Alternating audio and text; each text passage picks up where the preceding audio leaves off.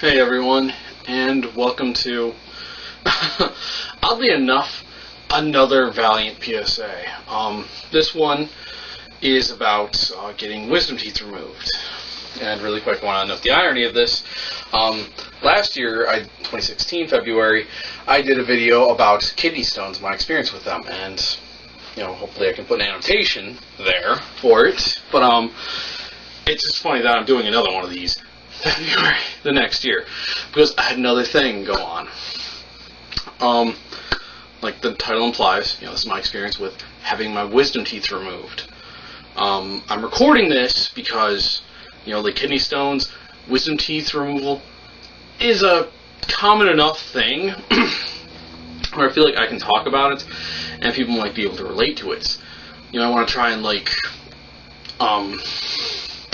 lessen the concern some of you might have if you hear if you're at your dentist and you hear, oh, we have to remove your wisdom teeth, because it can be a bit concerning, because I've been through tooth removal before and that was not pleasant. But yeah, so first off, here's the whole situation with my tooth removal. Last year, July 2016, I forget exactly, I started seeing a dentist again up at Sears Dental, at my mom's suggestion, after a long time of it. Through that, I got the information that I should probably have my wisdom teeth removed at Dr. Wali's suggestion, because I believe my bottom ones are impacted, and I don't know what the issue was with the top ones. I also got a few other dental procedures done, and yeah, I'm getting crowns and a few fillings and stuff like that, and that leads me to something that I want to talk about really quick. If you're, seeing a doctor, well, whenever I went to the dentist, one of the things they asked me was have you had any surgeries, dental history, stuff like that. One of the important things you should do for yourself, and if you're, a parent with kids and stuff like that, keep track of, who your child's doctor is, if they've had surgeries. I hope they have not, but if they have, it's important information to have, because that question is going to come up. Known allergies, just basic important medical stuff, because those questions will come up. And honestly, I hadn't seen a dentist since I got my braces off at, I want to say it was 16 or 15, I forget. So that was 13 years, no, 10, 11 years, my bad. But yeah, just keep that information, accessible, so that you know it and you can give it to your doctor and they can be like, okay, I see you saw Dr. Blah, I've talked with him, worked with her, whatever, and they can get a hold of their office, they can get up their records and stuff like that, and it's just good and helpful general advice. But that's not the focus here. The focus is the wisdom tooth thing. Like I said before, I did have some teeth removed when I was 14 or 15. Basically, they said they needed to remove them so that they could properly set my braces or something like that. This was 14 years ago. I can't remember the details, and I do apologize for that. But the point is, I've been through tooth removal before. Basically, they said, we have to remove 1 or 2 on the left side and 1 or 2 on the right side. So, Saturday, let's say the 7th, we'll do the left side. Saturday the 14th, we'll do the right side.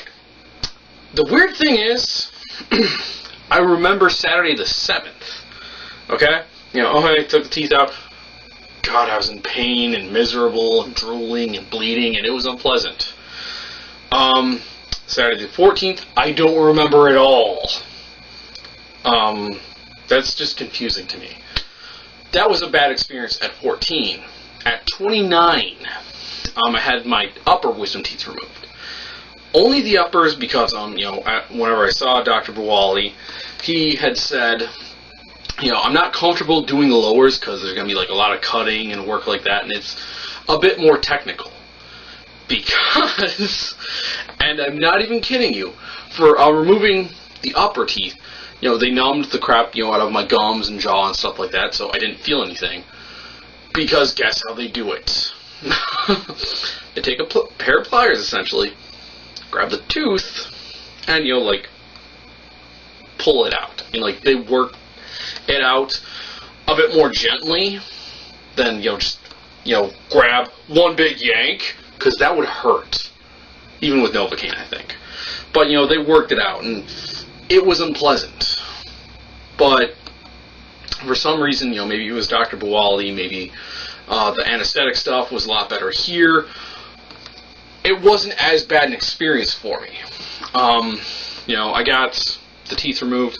I had to keep some gauze, crammed into my missing tooth spots for several hours after the procedure, because it's like whenever you cut yourself, you're gonna have a fair amount of bleeding, and in that region you're gonna have a lot. Like, I remember whenever I took out the first set of gauze, it was like I dipped them in ketchup. They were that red, or I dyed them with dark red fabric. I kept doing it as they had suggested at that time. Every half hour, 40 minutes, change out the gauze. Really quick, ask your dentist, how often to change out gauze and stuff like that, because maybe after 2017 things are going to be different. Like, oh hey, we got this shot that'll stop the bleeding or something like that. I don't know, but ask the important questions. How often should I change the gauze? Should I sleep with the gauze in my mouth? Like, legit. The dental, I'm going to say assistant, and I do apologize, Aaron, if you're more than that, but, he's going over the things, change the gauze every 30 minutes. Do not sleep with the gauze in. I thought he had said do sleep with them, and I double-checked, and I'm glad for that, because, yeah, I may have potentially slept with them if I hadn't. And then there was a third thing, but one of the other big things was I wrote everything down. I have a clipboard somewhere, I forget where I put it, but I have a few sheets of paper on it. That's another big thing, to do with doctors and such. Like, if you're going to, have surgery or, get a checkup or something like that, like, bring a notepad, bring a binder, bring something to write, down, like, specific instructions on, or like, oh hey, you have, like, this thing going on. Because that's good information for you to have. The doctor can give you, like, the basic stuff, like, okay, you have an ear infection, take this antibiotic, blah, blah, blah.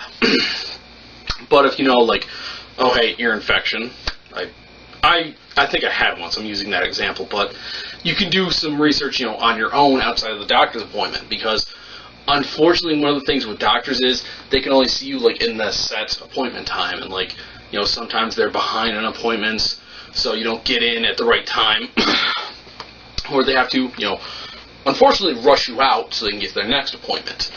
So, like, knowing that important stuff, like, oh, I have an ear infection, oh, I have this antibiotic, like, blah, blah, blah, is good for you, and you can potentially do some research, like WebMD or something like that. I'm not going to say self-diagnose and figure all the stuff out yourself, but having that information is good for you and your parent or caregiver in case you need assistance.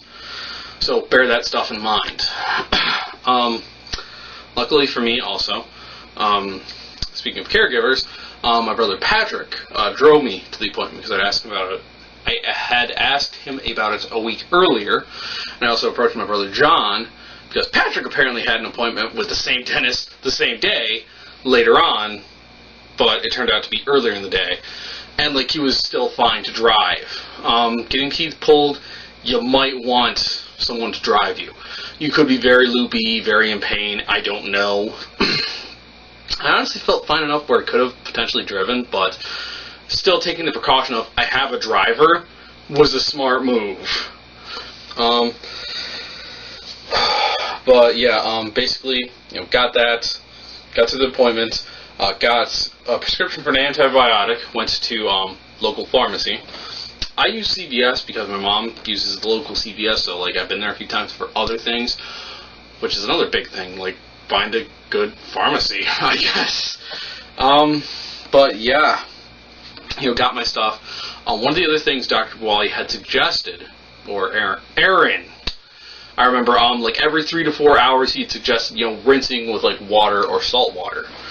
And it did help, like, because I guess before I was told it helps with, like, bacterial stuff, like clearing it out. It's kind of like mouthwash, essentially.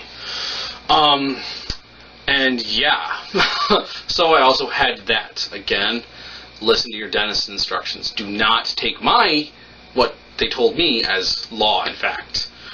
And then basically, you know, the first day, I was just pretty much, okay, chilling at home, you know, gauze, recovering and stuff like that. After several hours, I was fine to take out the gauze and not have to put them back in because I was done bleeding. Thank God. Because that's unpleasant. Gauze, not very great, especially when you have like a really strong gag reflex where like, literally like I will gag on like, I don't know, eating cereal with a spoon sometimes or crap like that. Like it's very easy where like something moves just slightly wrong and I'm like, oh God, like I'm going to throw up. But I didn't, luckily. So that's another thing to be aware of. Your gag reflex might get kicked because of, you know, having to put gauze in your mouth. But yeah, recovered most of that day. The second day, Tuesday, oddly enough, I recorded some of my stuff for the forearm props video. You know, I was feeling fine, and I was good for that. And yeah, it was fun and interesting. And yeah, and then now I'm here. About almost a week later. Basically, the only stuff, you know, I have at this point is there's an obvious, like, tiny gap between, you know, where my wisdom teeth were. Like, I can still feel it with my tongue, and it's still kind of weird, but it's fine. But one of the other things that I've noticed is whenever I eat stuff, like, one of the big things I really eat a lot of are the granola bars that I talked about in the forearm props video, I think. Like little bits and stuff might get caught in that little hole.